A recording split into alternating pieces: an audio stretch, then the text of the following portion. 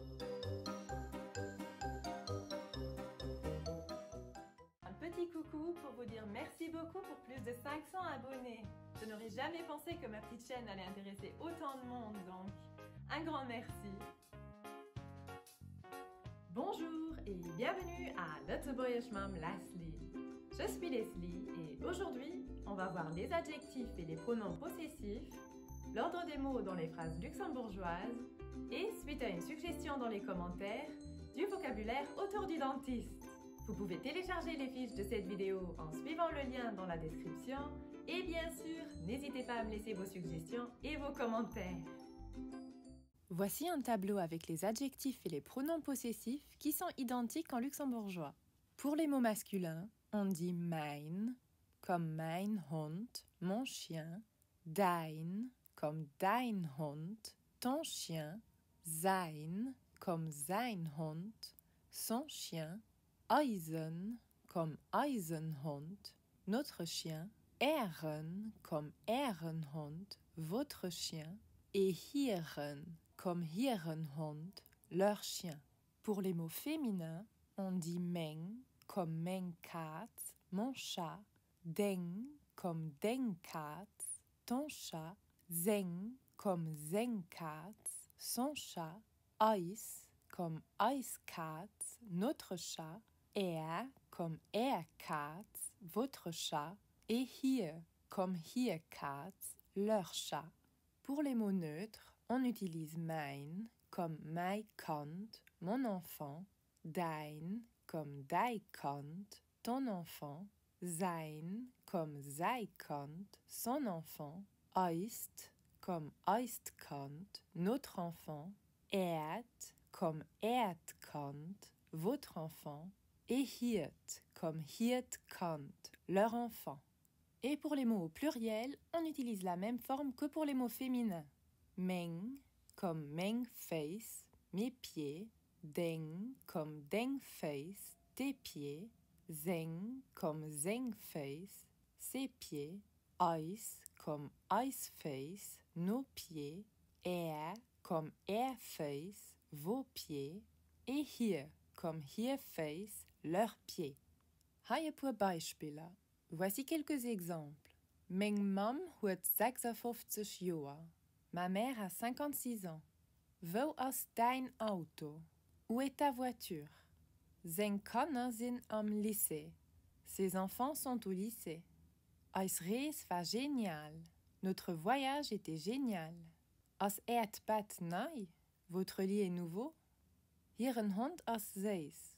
Leur chien est mignon. Et maintenant, on va passer à l'ordre des mots dans la construction de phrases luxembourgeoises.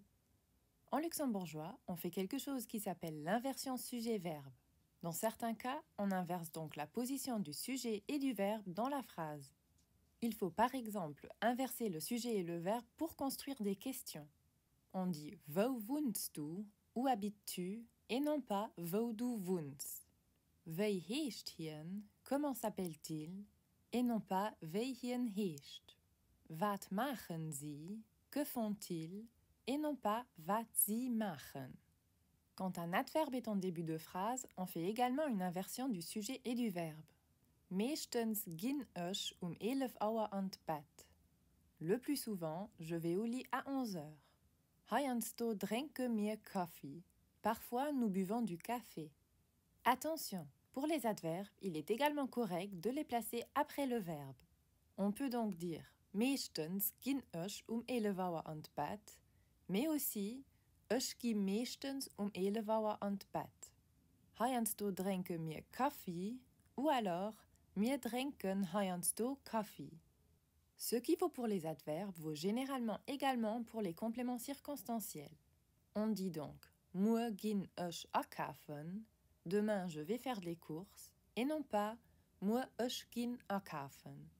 Zu New York wohnen viele Leute, à New York habitent beaucoup de gens, et non pas zu New York viele Leute wohnen.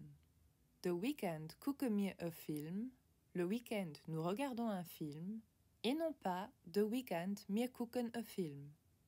Comme l'inversion sujet-verbe peut paraître assez compliquée, voici une simplification qui peut aider les débutants. Si une phrase commence par autre chose que le sujet, vous devez généralement procéder à une inversion sujet-verbe. Et voici le deuxième élément de l'ordre des mots dans les phrases luxembourgeoises. Verbe plus verbe à l'infinitif.